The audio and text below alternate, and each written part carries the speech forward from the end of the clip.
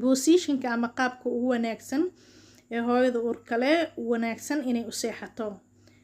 mar walba haddii aad tahay hooyo uur leh sidaad doonto adiga uma seexan kartid, waayo mas-uul ayaa tahay.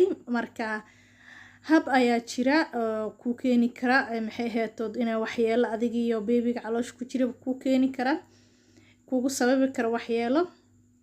iyo waxaa jira kuwa kaleeto oo maxay heetood idin wanaagsan adiga iyo beebiga caloosha kugu jira.